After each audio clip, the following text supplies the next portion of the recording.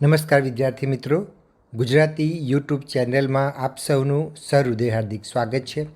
વિદ્યાર્થી મિત્રો, આજે આપણે આ વિડીયોમાં ધોરણ 8 ગુજરાતી પાઠ નંબર 6 બકોર પટેલનો કારેલા પ્રયોગ આ પાઠનું વાંચન કરીશું, સમજૂતી પ્રાપ્ત કરીશું. સાથે સાથે એના વ્યાકરણના પ્રશ્નોના જવાબની પણ ચર્ચા કરીશું. તો વિદ્યાર્થી મિત્રો, આપણે શરૂઆત કરીએ છીએ પાઠ નંબર 6 બકોર પટેલનો કારેલા પ્રયોગ. એના સર્જક છે હરિપ્રસાદ વ્યાસ. પહેલાં આપણે સર્જક પરિચય પ્રાપ્ત કરીએ. હરિપ્રસાદ વ્યાસનો જન્મ બોડકા, જિલ્લો વડોદરામાં થયો હતો. તેમણે એક ઇન્સ્યોરન્સ કંપનીમાં મેનેજર તરીકે સેવાઓ આપી હતી. તેમણે બકોર પટેલ અને સક્રી પટલાણી જેવા પાત્રોનું સર્જન કર્યું હતું.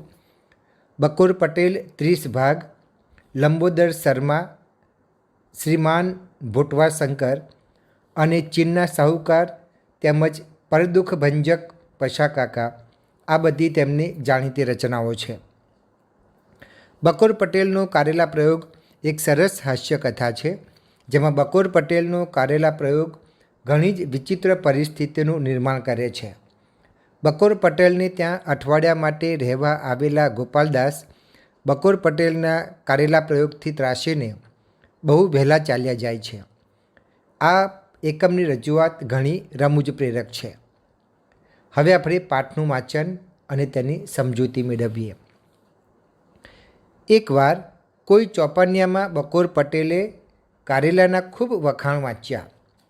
એવું લખેલું છે કે કારેલા વારંવાર ખાવા તેનાથી બહુ ફાયદો થાય છે, બીમારી આવતી અટકે છે, ખાધેલું હજમ થઈ જાય છે, ભૂખ લાગે છે, તાવતર્યો આવતો નથી. કારેલા ખૂબ ખાવો, અઠવાડિયામાં 2-3 વાર તો ખાવા જ ખાવા. કારેલાના જેવું ઓસ્તર બીજું એકે નહીં. શરીરમાં કોઈને કોઈ રીતે કડવાશ તો નાખવી જ જોઈએ. તો વિદ્યાર્થી મિત્રો, અહીંયા બકોર પટેલે એક વખત ચોપાનિયું વાંચ્યું અને એમાં કારેલાનો મહિમા ગાવામાં આવ્યો છે. એની વાત લેખકે રજૂ કરી છે. આગળ આપણે જોઈએ. અહીંયા ચોપાનિયું એટલે 2-4 પાનાનું પતાકડું, જેને આપણે ઇંગ્લિશમાં પેમ્પલેટ કહીએ છીએ. અને બકોર પટેલ એ લેખકે સર્જેલું એક પાત્ર છે. હવે આપણે આગળ જોઈએ. બકોર પટેલને જરા નવાઈ લાગી. કારેલામાં આટલા બધા ગુણ હશે એવો પોતાને ખ્યાલ નહીં. લાગે કડવા એટલે પોતે કદી ખાતા જ નહોતા. ખુશાલ ડોશીને એવો હુકમ કે બીજા શાક વારાફરતી લાવવા, પણ કારેલા કદી લાવવા નહીં. બકોર પટેલ બજાર જાય તો દુકાનમાં કારેલાનો ઢગ જોઈ નવાઈ પામ્યા. આટલા બધા કારેલા તે કોણ ખાતું હશે એમ વિચાર કરે. ખાતા હશે કોઈ મૂર્ખાઓ એવું ધારે. અગર મૂર્ખા શાકવાળા નહીં વેચાતા હોય તો ફેંકી દેતા હશે એવું માને. પણ આ લખાણ વાંચી તે વિચારમાં પડી ગયા.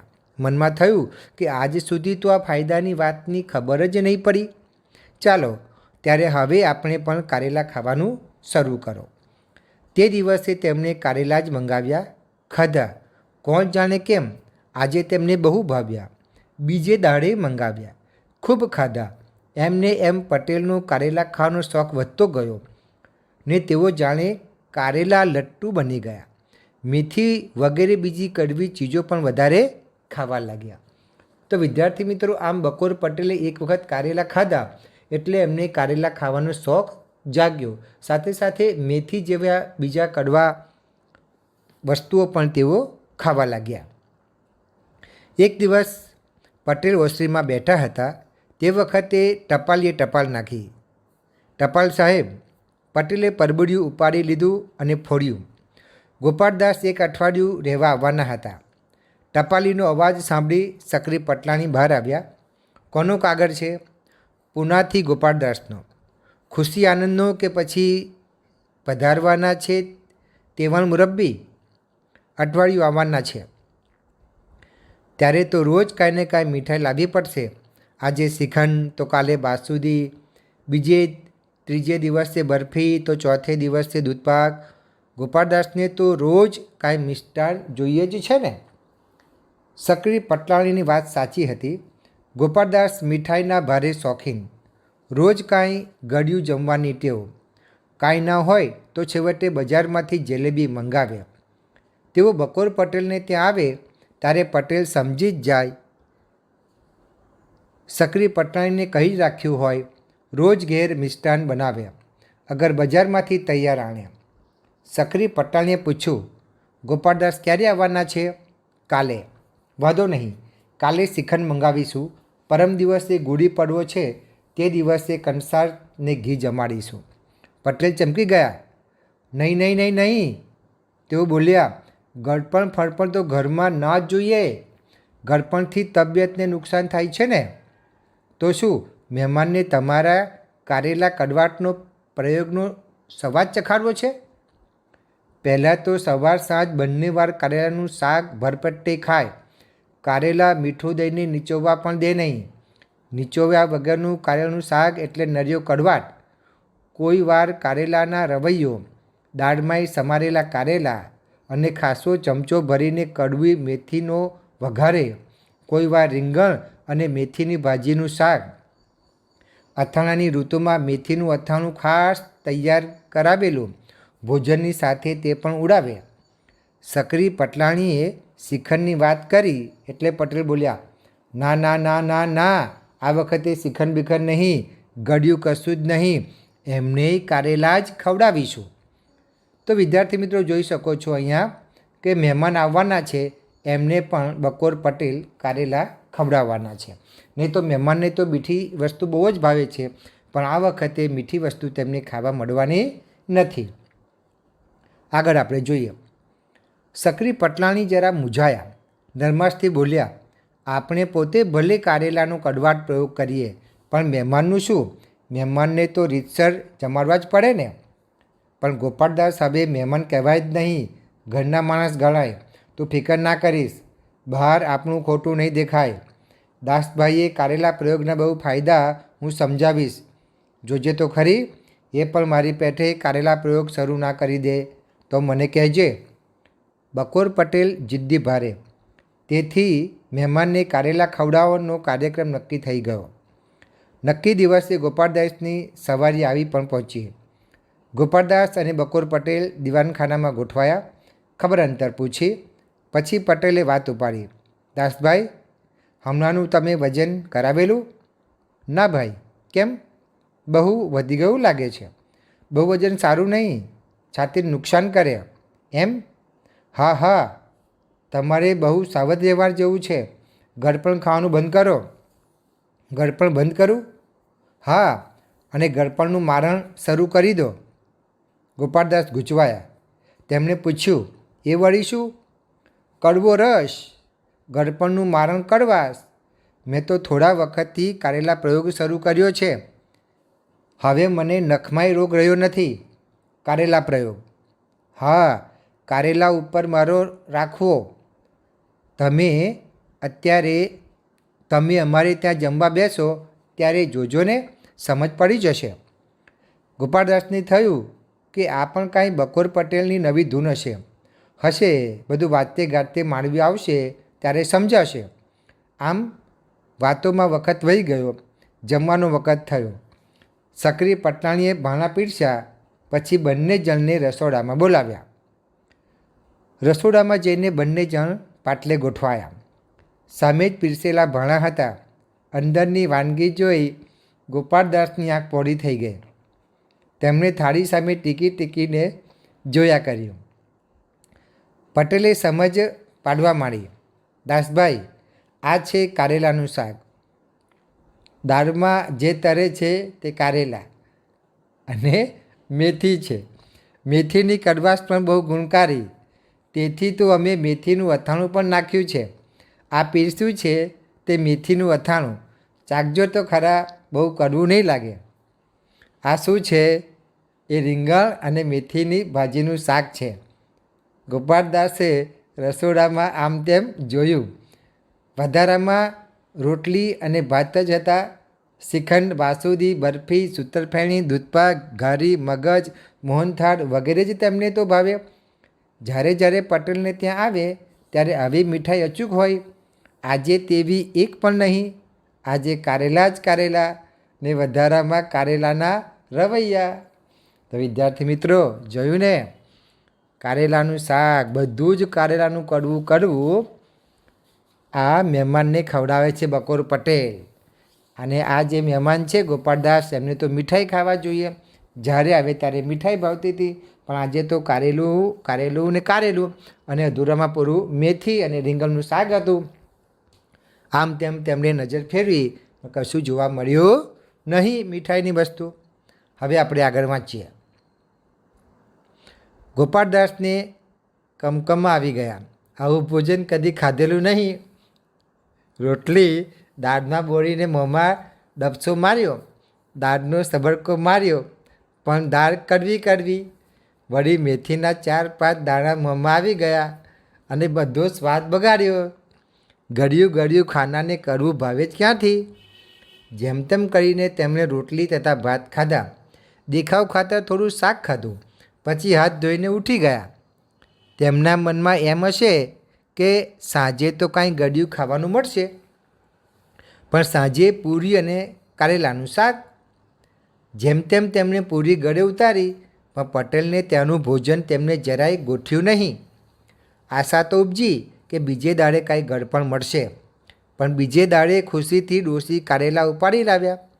કારેલાનો ઢગલો જે ગોપાળદાસ ભડક્યા. હોય મારા બાપ, આ તો કારેલા જીવ લેશે. નાસ મારા બાપ, હવે તો આજે જ પૂના પાછા ભાગી જવું સારું.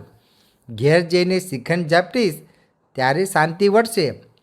આજે કાંઈ મજબૂત બહાનું કાઢી છટકી જવું પડશે. ગોપાળદાસ આમ વિચાર કરતા હતા તે વખતે બકોર પટેલે તેમની પાસે આવ્યા. તેમના હાથમાં કાચના 2 ગ્લાસ હતા. તેમાં હતો લીલો રસ. લીલું પ્રવાહી જોઈ ગોપાળદાસના મોંમાં પાણી આવી ગયું. તેમને થયું, ચાલો આખરે કોઈ ફળનો રસ પીવાનો મળ્યો ખરો. હવે ગળપણથી મોં સ્વાદ થશે. પટેલે તેમના હાથમાં 1 ગ્લાસ આપ્યો. ગોપાળદાસે પૂછ્યું, શાનું શરબત છે? લીમડાનો રસ છે. આજે ગુડી પડવો છે ને, તો લીમડાનો રસ પીવો અને સુકન કરો. ગોપાળદાસ મનમાં બબડ્યા, નખો જ જાય તારો, આ તો ઉપરથી ગ્લાસ ગંજાવર. જોઈને વિદ્યાર્થી મિત્રો, હા કારેલાનો પ્રયોગ કેવો લાગ્યો? શું કીધું? નખો જ જાય તારું, આ તો ઉપરથી ગંજાવર ગ્લાસ ગંજાવર. ગોપાળદાસનું મોં દિવેલ પીધા જેવું થઈ ગયું.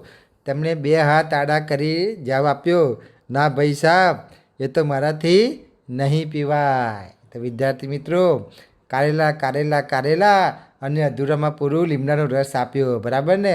પણ ગોપાળદાસને તો ના પાડી દીધી, મારે રસ પીવો નથી, અને એમણે તો ઘરે જવાનું વિચારી લીધું. આગળ આપણે વાંચીએ. અરે આજે તો લીમડાનો રસ પીવાનો મહિમા. આજે ગુડી પડવો, કડવો રસ પીવાની પ્રથા શરૂ થઈ તે કાંઈ અમરથી થઈ હશે. વૈદકમાં કડવી ચીજો માટે કેવું લખ્યું છે? એનાથી ભૂખ ઉઘડે છે, શરદી મટે, ગેસ થાય નહીં, પિત્તને કાપે, તાવ તર્યો દૂર ભાગે, એ અમૃત સમાન છે. પણ ગોપાળદાસને તો ઉપકો આવી ગયો. તેમણે રસ ના પીધો ને થોડી વારે અચાનક તાળી પાડીને તેઓ બોલી ઉઠ્યા, પટેલ સાહેબ, મુદ્દાની વાત તો ભૂલી ગયો. કઈ? મારે ત્યાં કલકત્તાથી મહેમાન આવવાના છે. અરર, હું તો ભૂલી જ ગયો અને અહીં આવી પડ્યો. ગોપાળદાસે વાત જોડી કાઢી. પટેલે પૂછ્યું, ક્યારે આવવાના છે? કાલે સવારે. હમણાં જ નીકળવું પડશે મારે. ગોપાળદાસે જવાની તૈયારી કરી. પટેલ કહે, પણ જમીને જજો ને. ના, વખત જ ક્યાં છે, ફરી આવીશ ત્યારે જમીશ. ગોપાળદાસે કપડાં પહેર્યા, પછી બેગ લઈને તરત વિદાય થયા, ભાગ્યા. સક્રી પટલાણી કહેવા લાગ્યા, તમે કાંઈ સમજ્યા શેઠિયાજી? સાવ ખોટું બહાનું કાઢ્યું લાગે છે. આ તો તમારા કારેલા પ્રયોગને હાથ જોડ્યા હોય નહીં. કડવો રસ્તો. સક્રી પટલાણી ટપ રસોડે ભાગ્યા. વિદ્યાર્થી મિત્રો, આ પાઠ બકોર પટેલ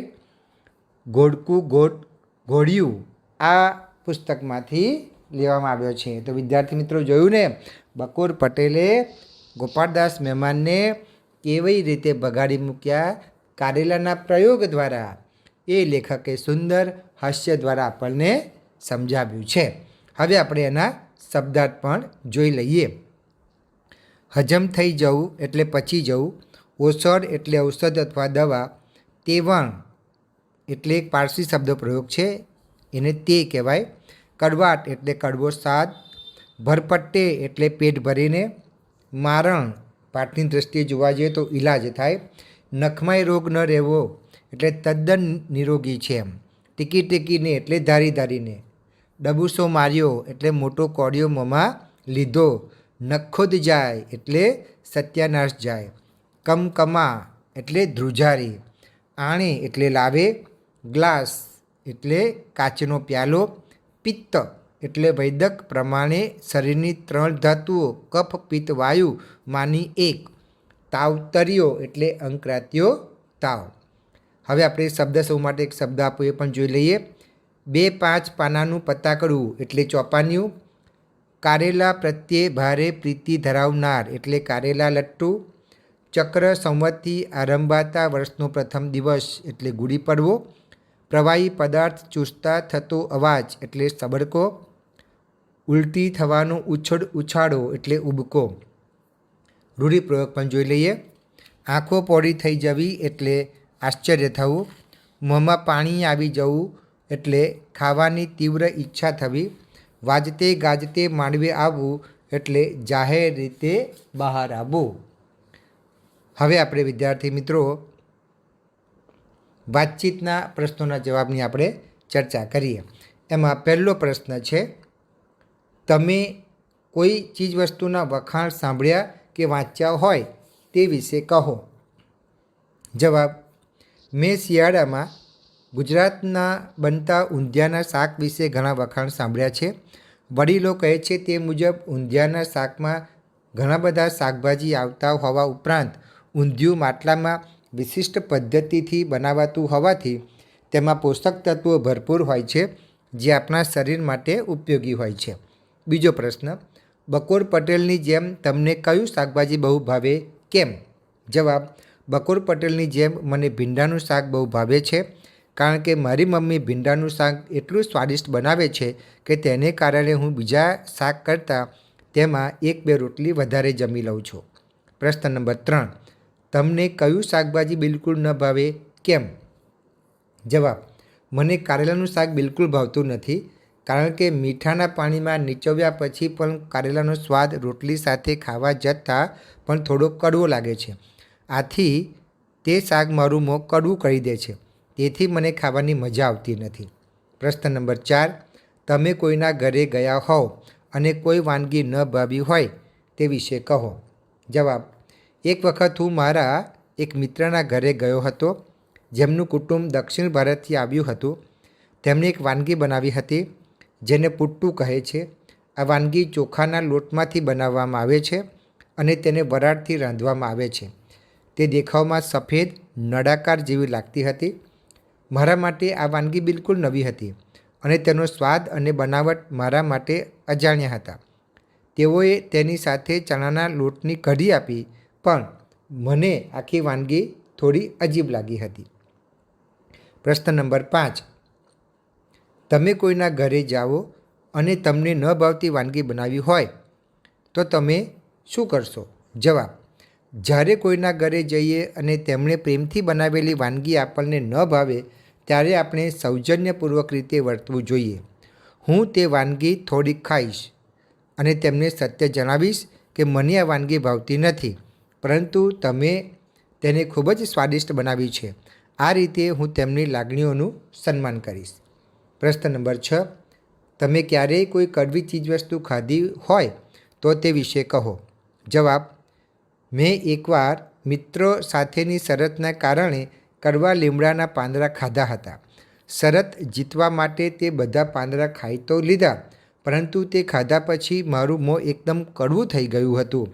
તે લીમડાના પાંદડાનો કડવો સ્વાદ મારા મોંમાં લગભગ 2 દિવસ સુધી રહ્યો હતો. પ્રશ્ન નંબર 7, ગોપાળદાસની જેમ તમને કઈ કઈ મીઠાઈ કે મિષ્ટાન ભાવે? જવાબ: ગોપાળદાસની જેમ મને ગુલાબજાંબુ, બાસુંદી, કાજુ કતરી, ચૂરમાના લાડુ, સુખડી, શીરો વગેરે મીઠાઈ કે મિષ્ટાન વધુ ભાવે છે. હવે આપણે વિદ્યાર્થી મિત્રો પ્રશ્ન નંબર 2 જોઈએ. ઉદાહરણ મુજબ જેની પાછળ ખાનું પ્રત્યય લાગતો હોય તેવા શબ્દો અને તેનો અર્થ લખીને વાક્ય પ્રયોગ કરો. આપણે ઉદાહરણ જોઈએ. દીવાનખાનું તો મુલાકાત માટેનો એક ખાસ ઓરડો કે બેઠક. તો વાક્ય પ્રયોગ કરીએ આપણે. તેમના દીવાનખાનામાં સ્વામી વિવેકાનંદની છબી હતી. આપણે બીજા જવાબ જોઈએ. છાપખાનું. છાપખાનું એટલે જ્યાં છાપકામ થતું હોય તે સ્થળ. Printing press. વાક્ય: અમારું પુસ્તક શહેરના મોટા છાપખાનામાં છપાય છે. નંબર 2 કારખાનું તો ચીજ વસ્તુઓ બનાવવાનું સ્થળ કે ફેક્ટરી. વાક્ય: ભરૂચમાં કેમિકલનું મોટું કારખાનું આવેલું છે. નંબર 3 દવાખાનું તો એનો અર્થ થાય દર્દીઓની સારવાર કરવાનું સ્થળ એટલે કે હોસ્પિટલ. વાક્ય: ગામમાં નવું સરકારી દવાખાનું શરૂ થયું છે. નંબર 4 દારૂખાનું એટલે વિસ્ફોટ પદાર્થો અથવા તો દારૂગોળો અને શસ્ત્રો રાખવાનું સ્થળ કે ગોદામ. તો વાક્ય બનશે: યુદ્ધ દરમિયાન સૈનિકોને દુશ્મનના દારૂખાના પર હુમલો કર્યો. નંબર 5 ભરખાનું એટલે માલસામાન રાખવાનું ગોદામ અથવા તો કોઠાર. તો વાક્ય બનશે: દુકાનદારે નવો માલ આવતા તેને ભરખાનામાં સંગ્રહ કર્યો. હવે આપણે પ્રશ્ન નંબર 3 જોઈએ. ઉદાહરણ મુજબના બીજા શબ્દો લખી અને વાક્ય પ્રયોગ કરવાના છે. ઉદાહરણ જોઈએ. ગળપણ ફળપણ તો વાક્ય બનશે: ગળપણ ફળપણ તો ઘરમાં જ ના જોઈએ. હવે આપણે જોઈએ નંબર 1 શ્રીખંડ બીખંડ. વાક્ય બનશે: બાળકોએ શરદી થઈ હોય ત્યારે શ્રીખંડ બીખંડ ખાવો ન જોઈએ. રોટલો બોટલો. બાળકોને રોટલો બોટલો બધું ભાવતું નથી. ચા-બા. સવારે ચા-બા પીધા વગર કામ થતું નથી. દાળ-બાળ. આજે રસોઈમાં દાળ-બાળ કશું બન્યું નથી. શાક-બાક. બજારમાંથી કાલ માટે શાક-બાક લેતા આવજો. હવે પ્રશ્ન નંબર 4 જોઈએ. ઉદાહરણ મુજબના શબ્દો લખી બંને શબ્દોનો ઉપયોગ કરી અને વાક્ય પ્રયોગ કરવાનો છે. આપણે ઉદાહરણ જોઈએ છે. સવાર સાંજ તો વાક્ય બનશે: પંખીઓ સવારે ઉડે છે અને સાંજે માળામાં પાછા ફરે છે. હવે નંબર 1 દિવસ રાત તો વાક્ય બનશે: દિવસે સૂર્ય પ્રકાશ આપે છે અને રાત્રે ચંદ્ર ચમકે છે. નંબર 2 આજે કાલે. આજે મારી પરીક્ષા છે અને કાલે રજા છે. નંબર 3 સુખ દુઃખ. જીવનમાં સુખ અને દુઃખ બંને આવે છે. નંબર 4 ભૂખ તરસ. માણસે ભૂખ લાગે ત્યારે ખાવું અને તરસ લાગે ત્યારે પાણી પીવું. હવે આપણે પ્રશ્ન નંબર 5 જોઈએ. એકમને આધારે સાચા વિકલ્પ સામે વિદ્યાર્થી મિત્રો ખરું કરવાનું છે. એમાં નંબર 1 કારેલા જેવું ઓસડ બીજું એકે નહીં. તો જવાબ થશે કારેલા જ ઉત્તમ ઓસડ છે. વિદ્યાર્થી મિત્રો મેં અહીંયા સ્ક્રીન પર તમે જોઈ શકો છો મેં ખરું કરેલું છે. નંબર 2 બકોર પટેલ કારેલાનો ઢગ જોઈ નવાઈ પામતા કારણ કે આટલા બધા કારેલા કોણ ખાતું હશે એમ વિચારીને. નંબર 3 ગળપણનું મારણ કડવાશ એટલે કડવાશથી જ ગળપણ દૂર થાય છે. નંબર 4 હવે મને નખમાય રોગ રહ્યો નથી એટલે શરીર તદ્દન નિરોગી હોવું. નંબર 5 આ તો તમારા કારેલા પ્રયોગને હાથ જોડ્યા એટલે તમે કેમ અતિશય કારેલા ખાતા હતા તે તેમને ન ગમ્યું. હવે આપણે વિદ્યાર્થી મિત્રો પ્રશ્ન નંબર 6 જોઈએ. આપેલા વાક્યો જેવો અર્થ ધરાવતું વાક્ય પાઠમાંથી શોધી અને લખવાનું છે. એમાં નંબર 1 ખવાયેલું પચી જાય તો જવાબ ખાધેલું હજમ થઈ જાય છે. નંબર 2 હવે તો કારેલા પ્રિય થઈ ગયા હતા. જવાબ ને તેઓ જાણે કારેલા લટ્ટુ બની ગયા. નંબર 3 દરરોજ કાંઈક ગળીવાની લાવવી પડશે. જવાબ ત્યારે તો રોજ કાંઈ ને કાંઈ મીઠાઈ લાવવી પડશે. નંબર 4 ગોપાળદાસ થોડા આપણા અતિથિ છે. તો જવાબ ગોપાળદાસ હવે મહેમાન કહેવાય જ નહીં, ઘરના માણસ ગણાય. નંબર 5, વાતો વાતોમાં સમય પસાર થઈ ગયો. તો જવાબ, આમ તો વાતોમાં વખત વહી ગયો. હવે વિદ્યાર્થી મિત્રો આપણે પ્રશ્ન નંબર 7 જોઈએ. ઉદાહરણ મુજબના વાક્યો લખો અને તેનો અર્થ લખો. વાક્ય અહીંયા પહેલાં ઉદાહરણ જોઈએ આપણે. આટલા બધા કારેલા તો કોણ ખાતું હશે? તો અર્થ થશે આટલા બધા કારેલા કોઈ ખાતું નહીં હોય. હવે આપણે જોઈએ વાક્ય. આંખમાં આંસુ આવ્યા એટલે શું થઈ ગયું? તો એનો અર્થ છે માત્ર રડવાથી કશું વળતું નથી. નંબર 2નું વાક્ય. આવડું મોટું ઘર તે કોણ વાળતું હશે? તો અર્થ મોટા ઘરની જવાબદારી પણ મોટી હોય છે. હવે આપણે આગળ જોઈએ વાક્ય.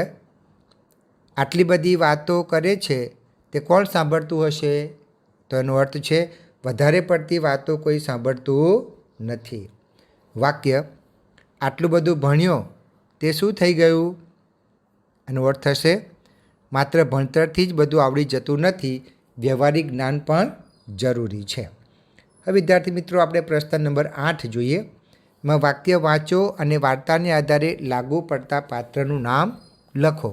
એમાં નંબર 1, કારેલા કડવા એટલે પોતે કદી ખાતા નહીં. આ બકોર પટેલ. નંબર 2, તેઓ અઠવાડિયાની મહેમાનગતિ આવવાના છે. તો ગોપાળદાસ. નંબર 3, ટપાલીનો અવાજ સાંભળી બહાર આવ્યા. તો સક્રી પટલાણી. નંબર 4, ભાણા પીરસી બંને જણને રસોડામાં બોલાવ્યા. તો જવાબ આવશે ગોપાળદાસ અને બકોર પટેલને. નંબર 5, તેમના હાથમાં કાચના 2 ગ્લાસ હતા. તો જવાબ આવશે બકોર પટેલ. હવે આપણે વિદ્યાર્થી મિત્રો પ્રશ્ન નંબર 9 જોઈએ. એમાં પ્રશ્નોના જવાબ લખો. એમાં નંબર 1, બકોર પટેલને કઈ વાતની નવાઈ લાગી, કેમ? તો એમાં નંબર 1માં આપણે જવાબ જોઈએ. બકોર પટેલને કારેલા બહુ બધા ગુણ છે એવું ચોપાનિયામાં વાંચીને નવાઈ લાગી. કારણ કે કારેલા કડવા લાગતા હોવાથી તેમણે પોતે કદી ખાધા જ નહોતા. તેઓ તેમના મમ્મી ખુશાલ ડોશીને બીજા શાક વારાફરતી લાવવાનું, પરંતુ કારેલા કદી લાવવાનું ના કહેતા હતા. તેઓ બજારમાં જઈને દુકાનમાં કારેલાનો ઢગલો જોઈ નવાઈ પામી વિચારે કે આટલા બધા કારેલા કોણ ખાતું હશે? તેઓ વિચારે કે કોઈ મૂર્ખાઓ જ ખાતા હશે અને જો ના વેચાય તો મૂર્ખા શાકવાળા તેને ફેંકી દેતા હશે. પ્રશ્ન નંબર 2, બકોર પટેલ કેવી રીતે કારેલા લટ્ટુ બની ગયા? તો એનો જવાબ છે બકોર પટેલ જ્યારે ચોપાનિયામાં કારેલામાં બહુ બધા ગુણ છે તેવું વાંચ્યું ત્યાર પછી તેઓએ કારેલા ખાવાનું શરૂ કર્યું. તેમણે તે દિવસે કારેલા જ મંગાવ્યા. તે તેમને બહુ જ ભાવ્યા. બીજે દિવસે પણ કારેલા ખૂબ ખાધા. આમ તેમનો કારેલા ખાવાનો શોખ વધતો ગયો અને તેઓ કારેલા લટ્ટુ બની ગયા. પ્રશ્ન નંબર 3, ત્યારે તો રોજ કાંઈ ને કાંઈ મીઠાઈ લાવવી પડશે એવું કોણે કહ્યું, કેમ? જવાબ, ત્યારે તો રોજ કાંઈ ને કાંઈ મીઠાઈ લાવવી પડશે એવું સક્રી પટલાણીએ કહ્યું. કારણ કે તેમના ઘરે પૂનાથી ગોપાળદાસ 1 અઠવાડિયું રહેવા આવવાના છે અને તેઓ મીઠાઈના ભારે શોખીન હોવાથી તેમને રોજ કાંઈ ગળ્યું જમવાની ટેવ હતી. પ્રશ્ન નંબર 4, ગોપાળદાસની આંખો ક્યારે પહોળી થઈ ગઈ, કેમ? તેનો જવાબ છે બકોર પટેલ અને ગોપાળદાસ જમવા બેઠા ત્યારે તેમની સામે પીરસેલા ભાણામાં કારેલાનું શાક, કારેલા અને મેથીવાળી દાળ, મેથીનું અથાણું અને રીંગણ અને મેથીની ભાજીનું શાક જોયું ત્યારે તેમની આંખો પહોળી થઈ ગઈ. કારણ કે તેમને કડવા કારેલાના બદલે ગળી મીઠાઈ ખાવાની ઈચ્છા હતી. પ્રશ્ન નંબર 5, શું જોઈને ગોપાળદાસ ભડક્યા, કેમ?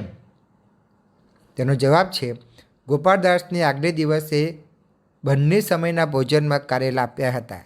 તેથી જ્યારે બકોર પટેલના મમ્મી ખુશાલી ડોશી કારેલા લઈ આવ્યા ત્યારે તે કારેલાનો ઢગલો જોઈને ગોપાળદાસ ભડક્યા.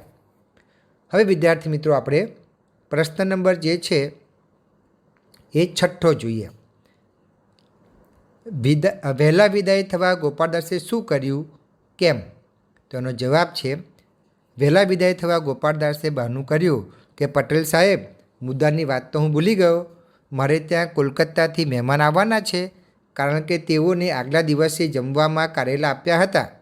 બીજે દિવસે પણ શાક માટે આવેલા કારેલાનો ઢગલો જોઈ તેઓ ગુડી પડવો હોવાથી પીવા માટે પણ આપેલો કડવો લીમડાનો રસ જોઈ તેઓએ ત્યાંથી વહેલા વિદાય લેવાનું નક્કી કર્યું.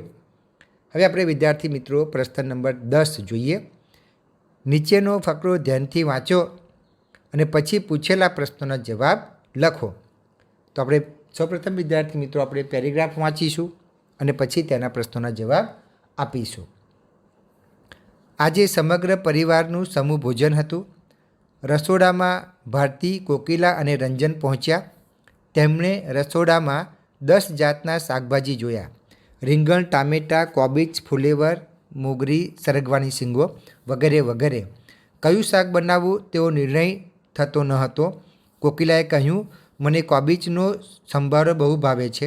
ભારતીએ કહ્યું, સરગવાની શીંગોનું શાક તો હું સાંજે જ બનાવું છું. રંજનને રીંગણાનો ઓળો બહુ ભાવે પણ બનાવતા ન આવડે. એટલામાં મીનળ આવી. જાત જાતની શાકભાજી જોતાં જ તેણે મિક્સ સબ્જી બનાવવાનું સૂચવ્યું. છેલ્લે એવું જ થયું. આવું પંચકૂટ્યું શાક બનાવવાની બધી જવાબદારી ભારતીએ લીધી. જ્યારે બધી જ રસોઈ થઈ ગઈ તે પછી ભાવના અને સાક્ષી આવ્યા.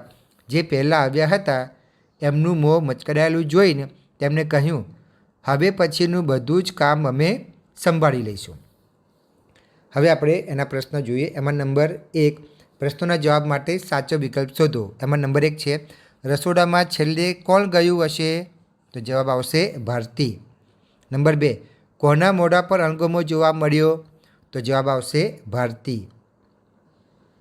બરાબર. હવે આપણે પ્રશ્ન નંબર 2 જોઈએ છે. નીચેના વિધાનો સાચા છે કે ખોટા તે જણાવો અને ખોટું વિધાન સુધારીને ફરીથી લખવાનું છે. એમાં નંબર 1, કોકિલાએ કોબીજનો સંભારો બનાવ્યો. સાચું વિધાન. નંબર 2, રંજન રીંગણાનો સ્વાદનો ઓળો બનાવશે. તો વિધાન ખોટું છે. સાચું વાક્ય આ છે, રંજનને રીંગણાનો ઓળો ભાવે પણ બનાવતા ન આવડે. નંબર 3, મીનળે પંચકૂટ્યું શાક બનાવવાનો સુઝાવ આપ્યો. સાચું વાક્ય છે. નંબર 4, ભોજન પીરસવાનું કામ કોકિલાએ કર્યું. વાક્ય ખોટું છે. સાચું જવાબ આ રીતે બનશે, ભોજન પીરસવાનું કામ ભાવનાએ અને સાક્ષીએ કર્યું. હવે વિદ્યાર્થી મિત્રો આપણે ત્રીજો પ્રશ્ન જોઈએ. પ્રશ્નોના જવાબ લખો. એમાં નંબર 1, ભાવના અને સાક્ષીએ કયું કયું કામ કર્યું હશે? તો જવાબ, ભાવના અને સાક્ષીએ રસોડાનું રસોઈ બનાવવા સિવાયનું બધું કામ કર્યું હશે. બીજો પ્રશ્ન, ભારતીએ શાનું શાનું શાક બનાવ્યું હશે? જવાબ, ભારતીએ બધા શાકભાજીનું પંચકૂટ્યું શાક બનાવ્યું હશે. હવે વિદ્યાર્થી મિત્રો આપણે પ્રશ્ન નંબર 11 જોઈએ છે. તમે બકોર પટેલ બનીને નીચેના ફકરામાં જરૂરી ફેરફાર કરીને ફરીથી લખો. તો વિદ્યાર્થી મિત્રો આપણે સૌપ્રથમ પેરેગ્રાફ વાંચીશું, પછી એનો જવાબ જોઈશું. પણ આ લખાણ વાંચી તે વિચારમાં પડી ગયા. મનમાં થયું કે આજ સુધી તો આ ફાયદાની વાતની ખબર જ પડી નહીં. ચાલો ત્યારે હવે આપણે પણ કારેલા ખાવાનું શરૂ કરો. તે દિવસે તેમણે કારેલા જ મંગાવ્યા. ખાધા. કોણ જાણે કેમ આ જ ખાવાનો શોખ વધતો ગયો ને તેઓ જાણે કારેલા લટ્ટુ બની ગયા. મેથી અને એવી બીજી કડવી ચીજો પણ વધારે ખાવા લાગ્યા. હવે આપણે જોઈએ એનો જવાબ. તમે બકોર પટેલ બનીને નીચેના ફકરો રજૂ કરો જરૂરી ફેરફાર સાથે. તો વિદ્યાર્થી મિત્રો જે જગ્યાએ બકોર પટેલનું મને એવું આવે છે ત્યાં આપણે હું મૂકીએ છીએ અથવા તો સર્વનામ આપણે મૂકીએ છીએ મેં. બરાબર. એટલે જાણે કે આપણે જ બકોર પટેલ હોય એ રીતે આપણે જવાબ લખવાનો છે. તો આપણે જવાબ જોઈએ. પણ આ લખાણ વાંચી હું વિચારમાં પડી ગયો. મનમાં થયું કે આજ સુધી તો આ ફાયદાની વાતની ખબર જ પડી નહીં. ચાલો ત્યારે હવે હું પણ કારેલા ખાવાનું શરૂ કરું. તે દિવસે મેં કારેલા જ મંગાવ્યા. ખાધા. કોણ જાણે કેમ આ જ ખાવાનો શોખ વધતો ગયો ને હું જાણે કારેલા લટ્ટુ બની ગયો. મેથી અને એવી કોઈ કડવી ચીજો પણ વધારે ખાવા લાગ્યો. હવે વિદ્યાર્થી મિત્રો આપણે વ્યાકરણ જોઈ લઈએ થોડું, જેને આપણે ભાષા સજ્જતા પણ કહી શકાય. અત્યારે વિદ્યાર્થી મિત્રો આપણે કર્તરી, કર્મણી અને ભાવે પ્રયોગ જે છે એની આપણે ચર્ચા કરવાના છે. તમારા પાઠ્યપુસ્તકમાં પેજ નંબર 37 પર આપેલું છે, તમે ત્યાં જોઈ શકો છો. એની જ આપણે ચર્ચા કરીએ છીએ. તો અ વિભાગ અને બ વિભાગમાં આવેલા વાક્યો આપણે વાંચીએ અને તેમાં રહેલા ફેરફારને આપણે જોઈએ. તો અ વિભાગનું વાક્ય છે લોકોએ ગઢ ચઢ્યો. બમાં છે લોકો વડે ગઢ ચણાયો. બીજું વાક્ય છે એણે સાયકલને દોડાવી. બમાં છે એના વડે સાયકલ દોડાવાઈ. ત્રીજું વાક્ય મનુએ દાખલો શીખવાડ્યો. એની સામે બમાં છે મનુ વડે દાખલો શીખવાડાયો. ચોથું વાક્ય રાણાએ સભા બોલાવી. બ વિભાગમાં જોઈએ રાણા વડે સભા બોલાવાઈ. અને છેલ્લું વાક્ય મહિલાઓએ સિપાહીઓને ભગાડ્યા. બમાં જોઈએ મહિલાઓ વડે સિપાહીઓ ભગાડાયા. તો વિદ્યાર્થી મિત્રો તમે જોઈ શકો છો અહીંયા બંને વિભાગમાં આવેલા વાક્યમાં 100 ફેરફાર થયો છે. લોકોએ ગઢ ચઢ્યો. આ વાક્યમાં લોકો ગઢ ચણવાનું કામ કરે છે એ વાત મહત્ત્વની છે, એટલે કે લોકોનું મહત્ત્વ છે. જ્યારે બીજા વાક્યમાં ગઢ ચણાયો એ મહત્ત્વનું બન્યું છે. એટલે કે અ વિભાગમાં વાક્યમાં કર્તા મહત્ત્વ ધરાવે છે, જ્યારે બ વિભાગમાં વાક્યમાં કર્મ મહત્ત્વ ધરાવે છે. બરાબર? અ વિભાગમાં કર્તાની પ્રધાનતા છે અને બ વિભાગમાં કર્મની પ્રધાનતા છે. હવે ઉપરની વિગત અનુસાર આપણે અહીં આપેલા વાક્યોમાં ફેરફાર કરી અને ખૂટતા સ્થાનો આપણે લખવાના છે. તો આપણે જોઈએ વિદ્યાર્થી મિત્રો તમારા પાઠ્યપુસ્તકમાં પાન નંબર 37 પર આપેલું છે અ અને બ. તો એમાં અમાં મહેશે ગીત ગાયું. તો બમાં મહેશ વડે ગીત ગવાયું. બીજું વાક્ય છે અલકાએ ચોપડી વાંચી. બમાં છે અલકા વડે ચોપડી વંચાઈ. ત્રીજું વાક્ય સુરેશે પત્ર લખ્યો. બમાં જોઈએ સુરસ વડે પત્ર લખાયો. ચોથું વાક્ય સાધુએ ઉપદેશ આપ્યો. બમાં જોઈએ સાધુ વડે ઉપદેશ અપાયો. પાંચમું વાક્ય ડૉક્ટરે દવા લખી. બ વિભાગમાં ડૉક્ટર વડે દવા અપાઈ. અને છેલ્લું વાક્ય મધુરિમાએ પક્ષી જોયું. તો બમાં જોઈએ મધુરિમાથી પક્ષી જોવાયું. તો વિદ્યાર્થી મિત્રો ઉપરના કોષ્ટકમાં તમે વાક્યો લખતા આવડ્યા, બરાબર? તમે લખ્યા, તમને આવડ્યા. આમાં કોઈ ક્ષતિ જણાય, તમને કોઈ ખબર ન પડે તો વિદ્યાર્થી મિત્રો તમારે તમારા ગુરુજીની મદદથી આનો પ્રયત્ન કરવાનો છે. હવે આપણે બીજો પ્રશ્ન જોઈએ. નીચે આપેલા વાક્યોને કર્મની પ્રયોગમાં ફેરવવાના છે. બરાબર? એટલે પહેલું વાક્ય જે છે કર્તરી છે, જેમાં કર્તાની પ્રધાનતા છે, અને બીજા વાક્યમાં આપણે કર્મને પ્રાધાન્ય આપવાનું છે, એટલે કર્મને વધારે મહત્ત્વ આપવાનું છે, એટલે આપણે એને કર્મણી પ્રયોગ કહીએ છીએ. બરાબર? જેમ કે નંબર 1 સક્રીબેને શ્રીખંડની વાત કરી. તો કર્મણી થશે સક્રીબેનથી શ્રીખંડની વાત કરાઈ. નંબર 2 મહેમાન લાડુ જમે છે. તેનું કર્મણી થશે મહેમાનથી લાડુ જમાય છે. નંબર 3 ગોપાલદાસે પત્ર લખ્યો. તેનું કર્મણી થશે ગોપાલદાસથી પત્ર લખાયો. નંબર 4 કૌશિક ગૃહ કાર્ય કરે છે. તેનું કર્મણી થશે કૌશિક દ્વારા ગૃહ કાર્ય કરાય છે. નંબર 5 બા કશું બોલ્યા નહીં. તેનું કર્મણી થશે બાથી કશું બોલાયું નહીં. વિદ્યાર્થી મિત્રો તમે કોઈપણ વાક્યને શું પ્રશ્ન પૂછો ને તો તમને કર્મ મળે છે. આ બે નંબર 3માં આપણે વાક્ય જોઈએ. એમાં અ તો છોકરો રમે છે. બરાબર? બ છોકરાથી રમાય છે. પ્રવીણા વાંચે છે. બમાં પ્રવીણાથી વંચાય છે. અમાં હું ખાઈશ તો મારાથી ખવાશે. હવે આપણે અહીંયા જોઈએ આગળ. વિદ્યાર્થી મિત્રો અહીંયા અ વિભાગમાં આપેલા વાક્યો જુઓ. આપણે અગાઉ જોયું કે કેટલાક ક્રિયાપદો અકર્મક હોય છે. અહીં આપેલા વાક્યો અકર્મક છે. તેથી બ વિભાગમાં આવેલા વાક્યોમાં પણ કર્મ ન હોવાથી તેની પ્રધાનતા થતી નથી. તેથી આ વાક્યો કર્મણી કહી શકાય નહીં. આ વાક્યોનો પ્રકારને આપણે ભાવ પ્રધાન હોવાથી તેને ભાવે પ્રયોગ કહેવાય છે. બરાબર? જેમ કે તમને દાખલો આપું, છોકરો રમે છે. બરાબર? તો છોકરાથી રમાય છે. પણ એવું લખ્યું હોય કે છોકરો લખોટી રમે છે, તો શું પૂછો, છોકરો શું રમે છે? તો કે લખોટી, બરાબર. તો આ જે નંબર 3માં આપેલું છે એ કર્તવ્યમાંથી ભાવે પ્રયોગ બનેલું છે, કારણ કે એમાં કર્મ નથી, છોકરાથી રમાય છે, બરાબર. શું રમાય છે એનો ઉલ્લેખ નથી, પ્રવીણાથી વંચાય છે, શું વાંચે છે એનો ઉલ્લેખ નથી, અને મારાથી ખવાશે, શું ખવાશે એનો ઉલ્લેખ નથી. એટલે વિદ્યાર્થી મિત્રો બ જે છે એમાં બ વિભાગના જે વાક્યો છે એમાં કર્મ નથી. તમે શું પ્રશ્ન પૂછો, છોકરાથી રમાય છે તો શું પૂછો તો જવાબ નહીં મળે, પ્રવીણાથી વંચાય છે શું વાંચે છે તો જવાબ નહીં મળે, મારાથી ખવાશે તો શું ખવાશે એ પૂછવાથી જવાબ મળતો નથી. એટલે બ વિભાગના વાક્યની અંદર વિદ્યાર્થી મિત્રો કર્મ નથી, બરાબર. એટલે આવા જે કર્તરી વાક્યો હોય જેમાં કર્મ ન હોય, બરાબર, અને આપણે જો એનું પરિવર્તન કરવાનું થાય તો તેને આપણે ભાવે પ્રયોગ કહીએ છીએ, તેમાં ભાવની પ્રધાનતા રહેલી હોય છે. વિદ્યાર્થી મિત્રો તમને ખ્યાલ આવી ગયો છે, બરાબર, ભાવે પ્રયોગ કોને કહેવાય તે. હવે વિદ્યાર્થી મિત્રો આપણે 4 નંબર જોઈએ, 3 વાક્યો લખીને તેના આપણે ભાવે પ્રયોગમાં ફેરવવાના છે. હવે વિદ્યાર્થી મિત્રો ઉપર આપણે જોયું એટલે તમને ખ્યાલ આવી ગયો હશે કે ઉપરની બંને પ્રવૃત્તિમાં તમે વાક્ય રચનામાં પરિવર્તન કર્યું છે. આ પરિવર્તન કરવાથી અ વિભાગમાં જ્યાં કર્તાપદની પ્રધાનતા હતી તેના સ્થાને બ વિભાગમાં કર્મપદની પ્રધાનતા આવશે, અને કર્તાપદની પ્રધાનતાવાળા વાક્યો કર્તરી વાક્ય રચના, જ્યારે કર્મપદની પ્રધાનતાવાળા વાક્યોને કર્મણી વાક્ય રચના કહેવાય. આ મુજબ કર્તરીમાંથી કર્મણી વાક્ય રચના કરવામાં કેવા ફેરફાર કરવા પડે છે તે જોઈએ.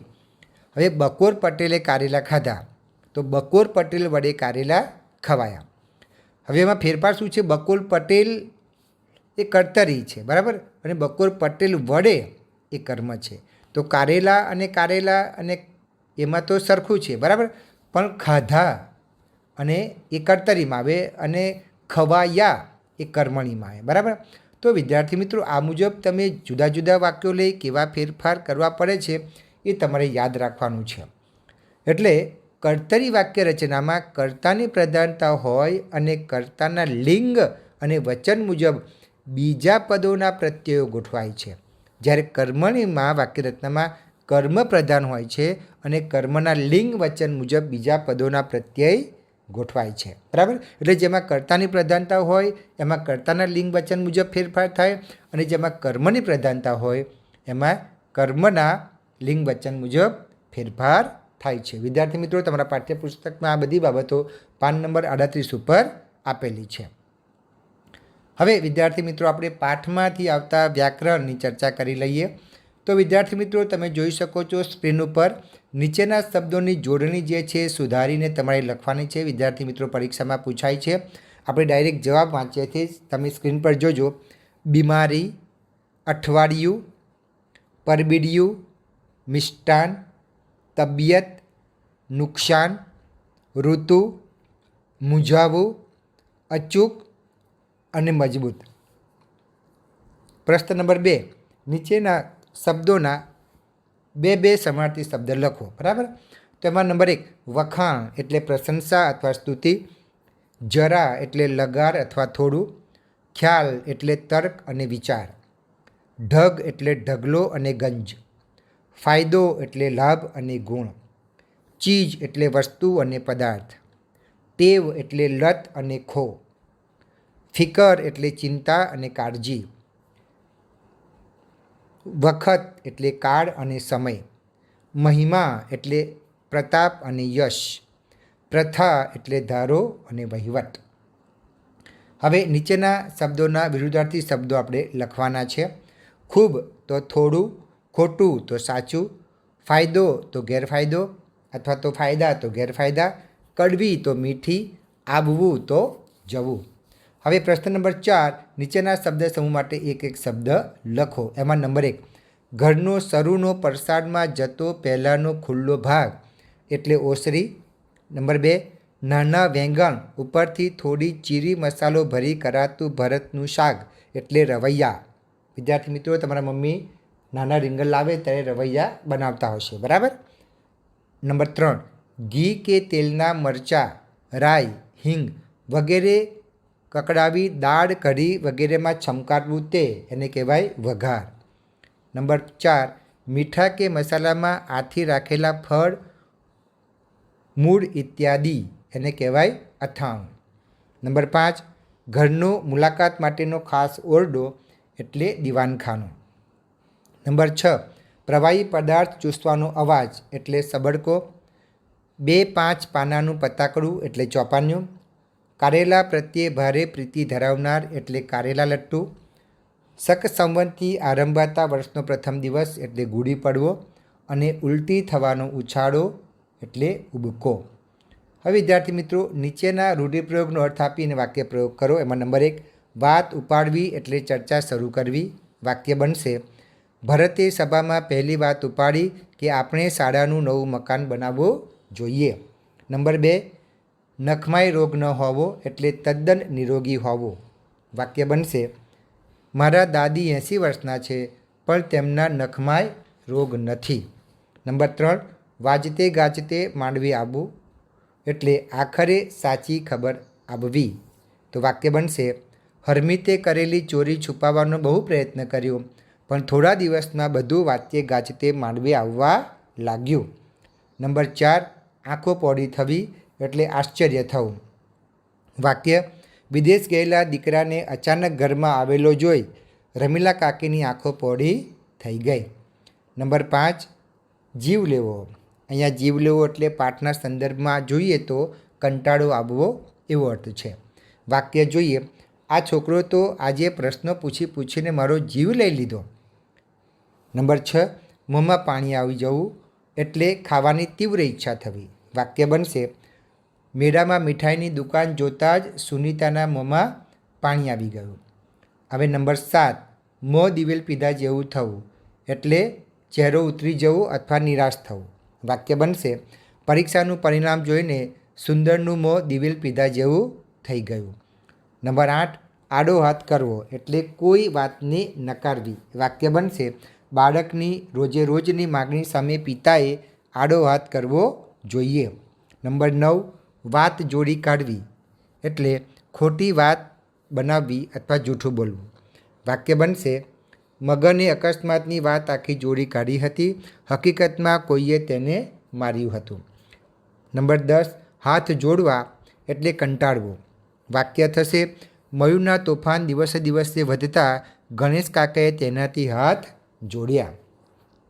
હવે વિદ્યાર્થી મિત્રો, પ્રશ્ન નંબર 6, વર્ણ સામ્ય ધરાવતા શબ્દોનો અર્થભેદ આપણે જોવાના છે. તેમાં શોક એટલે ખેદ અને સંતાપ, અને શોક એટલે પતિની બીજી સ્ત્રી. નંબર 2, ગળપણ એટલે ગળ્યો સ્વાદ, અને ઘડપણ એટલે વૃદ્ધાવસ્થા. નંબર 3, સાંજ એટલે સંધ્યાકાળ, અને સાજ એટલે ઉપયોગી સામાન. નંબર 4, સારું એટલે માટે, અને સારું એટલે સુંદર અથવા મજાનું. તરવું એટલે પાર કરવું, અને તળવું એટલે ઉકળતા તેલમાં પકવવું. પૂરી એટલે એક તળેલી વાનગી, અને પૂરી એટલે નગરી. વાર એટલે અઠવાડિયાનો છેલ્લો દિવસ, સોમવાર, મંગળવાર, બરાબર. અને વાર એટલે નામને અંતે પ્રમાણે, અનુસાર એવા અર્થમાં ક્રમવાર, ગોત્રવાર, બરાબર, આ રીતે જોડીને લખાય છે. અને વાર એટલે વખત, ફેરો, 5 વાર, 10 વાર એમ. રોજ એટલે હંમેશ, અને રોજ એટલે ઘોડાને મળતું એક જંગલી પશુ. વિદ્યાર્થી મિત્રો, પ્રશ્ન નંબર 7 જોઈએ. નીચેના શબ્દોની ધ્વનિઓ છૂટી પાડી અને લખવાનું છે. એમાં ઓસડ એટલે ઓ વત્તા સ વત્તા અ વત્તા ડ. ખ્યાલ એટલે ખ વત્તા ય વત્તા આ વત્તા લ. મિષ્ટાન એટલે મ વત્તા ઈ વત્તા સ વત્તા ટ વત્તા આ વત્તા ન વત્તા ન વત્તા અ. ઋતુ એટલે ર વત્તા ત વત્તા ઉ. અને નખ એટલે ન વત્તા અ વત્તા ખ. નીચેના ધ્વનિઓને જોડી અને શબ્દ બનાવવાનો છે. તો નંબર 1, વ વત્તા આ વત્તા ન વત્તા અ વત્તા ગ વત્તા ઈ એટલે વાનગી. નંબર 2, ધ વત્તા ઉ વત્તા ન એટલે ધૂન. નંબર 3, પ વત્તા ઈ વત્તા ર વત્તા અ વત્તા સ વત્તા ય વત્તા ઉ એટલે પીરસ્યું. નંબર 4, બ વત્તા અ વત્તા ન વત્તા ન વત્તા એ એટલે બંને. નંબર 5, ર વત્તા અ વત્તા વ વત્તા અ વત્તા ઈ વત્તા ય વત્તા આ એટલે રવૈયા. હવે નીચેના શબ્દોમાંથી દ્વિરુક્ત અને રવાનુકારી શબ્દ શોધીને લખો. તો વિદ્યાર્થી મિત્રો દ્વિરુક્ત છે વાજતે ગાજતે ટીકી ટીકી, અને રવાનુકારી એટલે જેમાં રવ એટલે અવાજ, જેમાં અવાજ આવતો હોય એવા શબ્દો હોય એને રવાનુકારી કહેવાય. જેમ કે સબડકો અને ટપ ટપ ટપ, બરાબર, આ રવાનુકારી શબ્દ છે.